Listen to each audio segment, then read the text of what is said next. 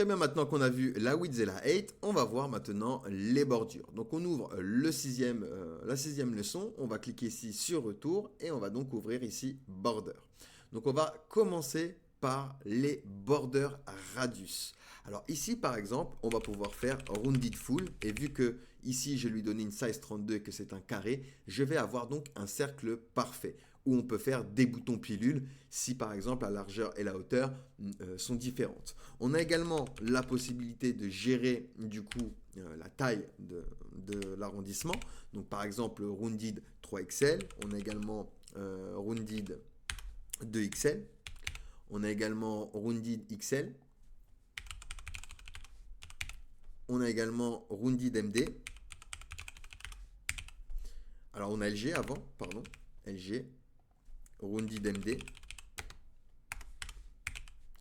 et on a rounded SM, qui est le plus petit. Donc avec les breakpoints de Tailwind CSS, on va pouvoir, voyez, gérer le niveau des borders radius. Donc ça va de SM à full pour avoir un cercle parfait ou un bouton pilule.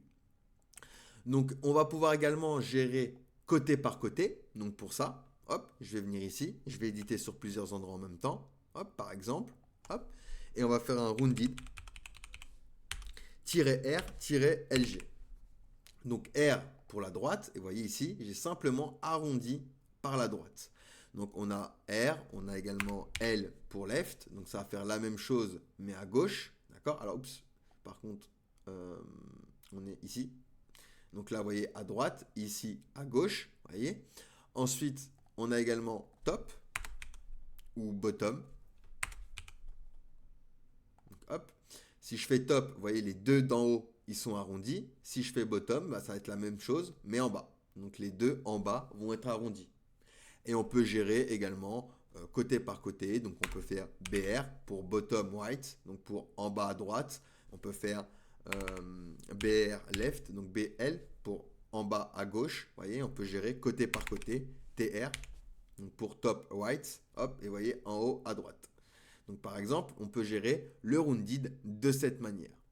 Et bien la bordure, on va pouvoir également gérer le style et la couleur. Donc on va venir ici en bas, hop, je vais venir ici, et on va prendre par exemple celui-ci.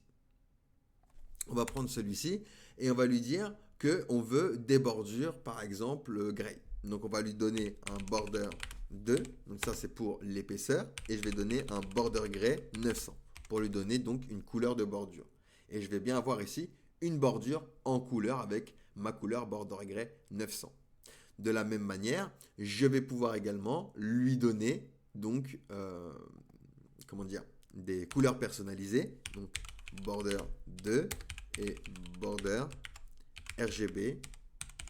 Donc là on va inventer une couleur au hasard, hop, et nickel, et je vais bien avoir, vous voyez, les bordures de cette couleur, avec ma couleur donc personnalisée. De la même manière, je mets border 2, etc.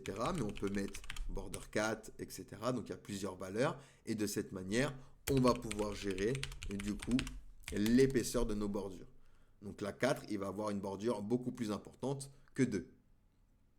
On peut donner également une valeur personnalisée. Donc je peux lui dire border gray 900 et border 10 pixels par exemple. Hop, pour exagérer, pour bien voir la chose. Et vous voyez, j'ai bien mis ici une bordure de 10 pixels. De la même manière, je vais pouvoir gérer tout ce qui est style de bordure. Donc ici, on a par exemple border solide. Alors on va le mettre sur toutes les classes. Border solide. Voilà, nickel. Et comme ça, on va leur ajouter également une épaisseur et une couleur. On va en mettre un border gray 900. Hop, nickel. Donc ici, on a un border solide qui est le comportement de base, mais on a également dashed. Hop, donc on va avoir ici, vous voyez, des traits, d'accord, à la place du solide. On a également dotted. Donc ça va nous faire des petites dots, des petits cercles, vous voyez, des petits ronds. On a également double, donc pour une double bordure. On a également hidden, donc ça c'est pour l'enlever. Et on a également none. pour enlever également nos petites bordures. Et vous voyez ici, on va pouvoir également donc gérer le style de nos bordures et également donc la couleur. Donc voilà pour les bordures. Allez, posez-moi des questions si vous en avez, sinon nous allons pouvoir passer du coup à la suite.